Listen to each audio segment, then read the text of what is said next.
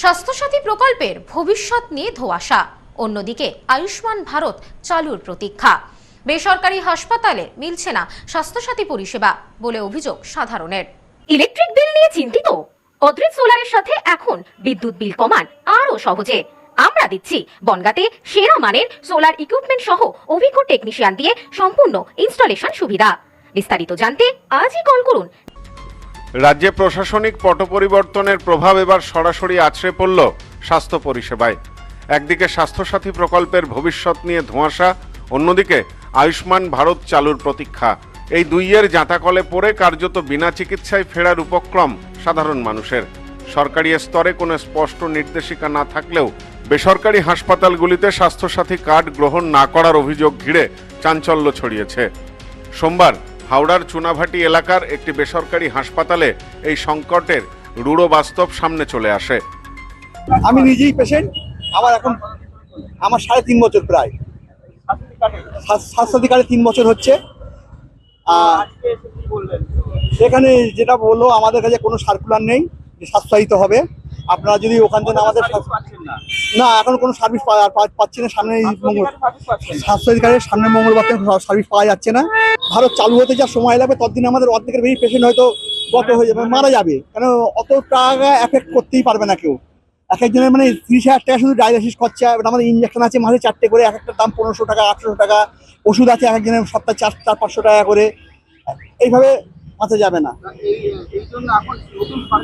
আমাদের নতুন সরকারের কাছে একটাই আবেদন, যে যতদিন না আয়ুষ্মান ভারত চালু হচ্ছে ততদিন যেন আমাদের স্বাস্থ্যসাথী এইভাবে বহাল থাকে।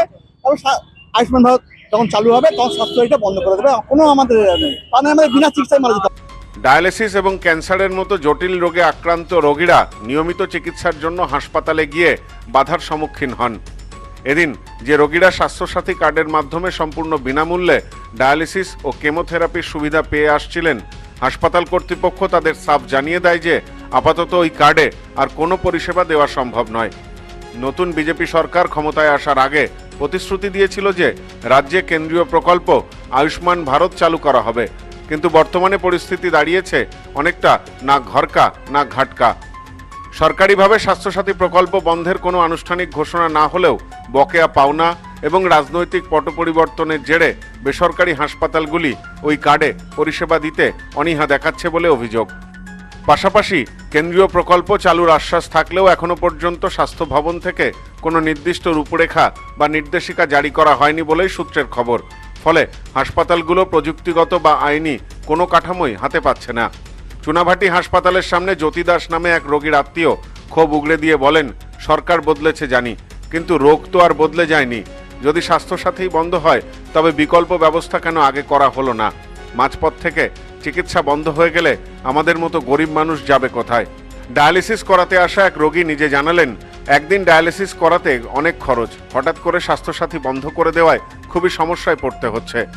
স্বাস্থ্যসাথী জানি না আমরা বন্ধ হয়েছে কিনা, কিন্তু আমাদের স্বাস্থ্যসাথী বন্ধ করে দেওয়া হয়েছে এই হসপিটাল থেকে।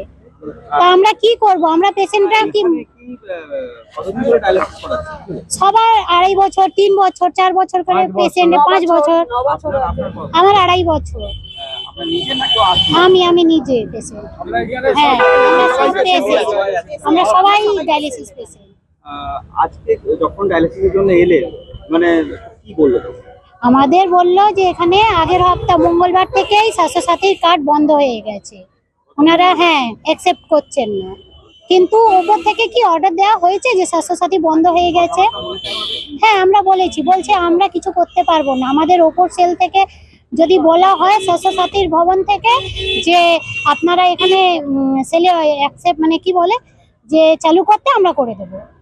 সলিল পাল নামে এক রোগীর আত্মীয় জানালেন, ভোটের ফল প্রকাশের দিন বিকালে হাসপাতাল থেকে ফোনে বলা হয় যে আর স্বাস্থ্যসাথী কার্ডে চিকিৎসা পাওয়া যাবে না।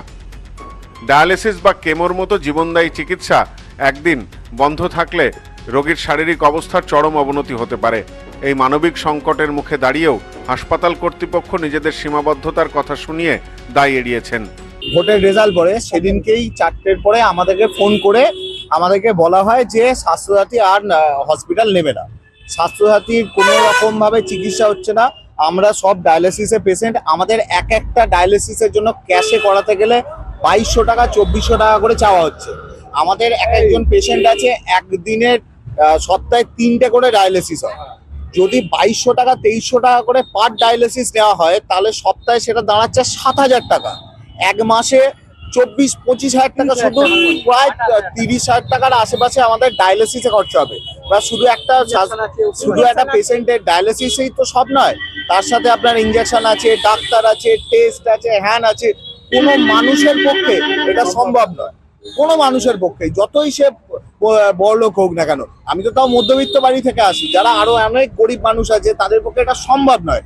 তো যেহেতু আমার অনুরোধ গভর্নমেন্টের কাছে, এটাই অনুরোধ, যেহেতু গভর্নমেন্ট এখনো পর্যন্ত বারণ করেনি যে স্বাস্থ্যসাথী বন্ধ হচ্ছে, শোনার পরেও যখন তারা আমাদেরকে পাতের ইচ্ছে কথা বলছে, তখন তাদের বক্তব্য হচ্ছে আমাদের স্বাস্থ্যসাথী যে চলছে এই রকম কোনো সার্কুলার আমার কাছে আসে। বর্তমানে রাজ্যের সাধারণ মানুষের মনে একটাই প্রশ্ন, তবে কি স্বাস্থ্য পরিষেবা নিয়ে এই অনিশ্চয়তা দীর্ঘস্থায়ী হবে? ভুক্তভোগী রোগী ও তাদের পরিবার নতুন সরকারের কাছে দ্রুত হস্তক্ষেপের দাবি জানিয়েছেন। প্রশাসনের পক্ষ থেকে দ্রুত কোনো সদর্থক পদক্ষেপ না করা হলে রাজ্যের স্বাস্থ্য ব্যবস্থা বড়সড় সংকটের মুখে পড়তে পারে বলে আশঙ্কা করছেন অনেকেই। Bureau report, news no man's land, Howrah. Sampriti guest house hotel and restaurant, সমস্ত আধুনিক সুবিধাযুক্ত AC double bedroom, standard double bedroom, twin bedroom, deluxe double bedroom. আমাদের হোটেলেই রয়েছে বাঙালির খাবার সহ মাল্টি কুইজিন রেস্টুরেন্ট। শহরের মধ্যে অথচ সম্পূর্ণ নিরাপদ পরিবেশে থাকা খাওয়ার একমাত্র ঠিকানা Sampriti guest house hotel and restaurant, Chakdah road, টবাজার, বনগাঁ। ফোন 03215257603।